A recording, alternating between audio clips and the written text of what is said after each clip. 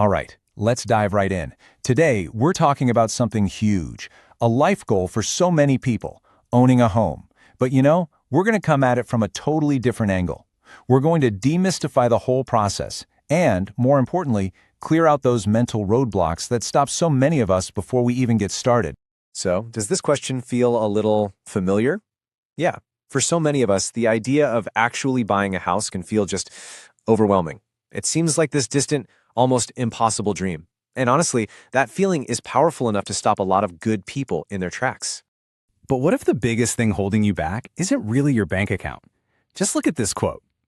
Most first-time buyers disqualify themselves before ever talking to a lender. Let that sink in for a second. That one sentence, well, it's the key to this whole explainer. It's a pretty wild idea when you think about it, right? And that leads us perfectly into our first section here. The biggest hurdle on the road to owning a home? It's probably not what you think it is. It's not always the crazy market or the high interest rates. So often, the real barrier is your own mindset. And this just nails the point.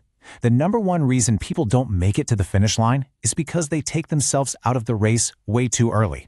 They just assume it's impossible, they shut the door on the idea, and they never even get a chance to see what's on the other side.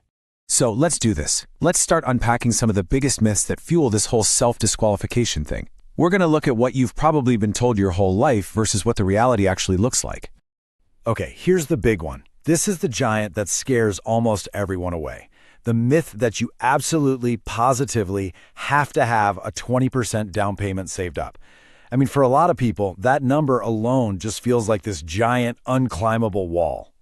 But look at this. Simple as that. You don't need 20% down.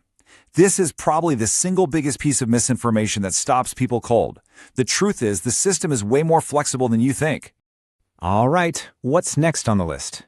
Yes, the anxiety-inducing topic of credit scores. So many people are convinced they need a flawless, perfect credit history to even get a lender to look at them. And that's another huge mental barrier. And here comes the reality check. You don't need perfect credit. Again, super simple and direct.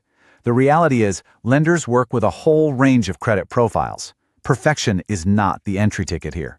And the last myth we're going to bust today is this idea that you need your entire life figured out.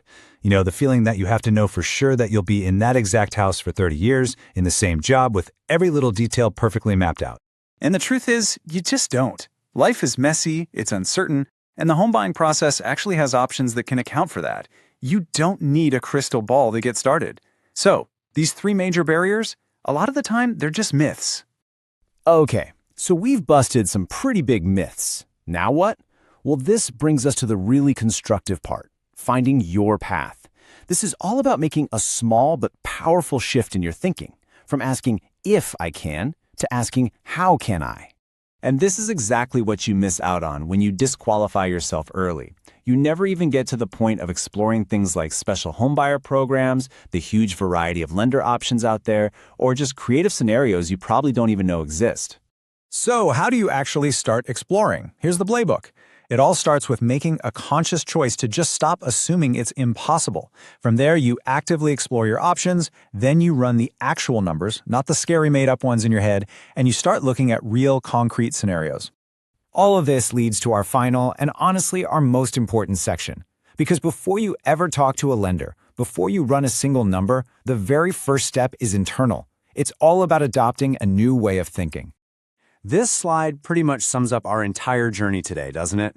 It's all about moving from that left column over to the right. So instead of self-disqualification, you choose active investigation. You change that little voice in your head from saying, I can't, to asking, how can I? And you stop assuming the absolute worst and start looking at what's actually possible.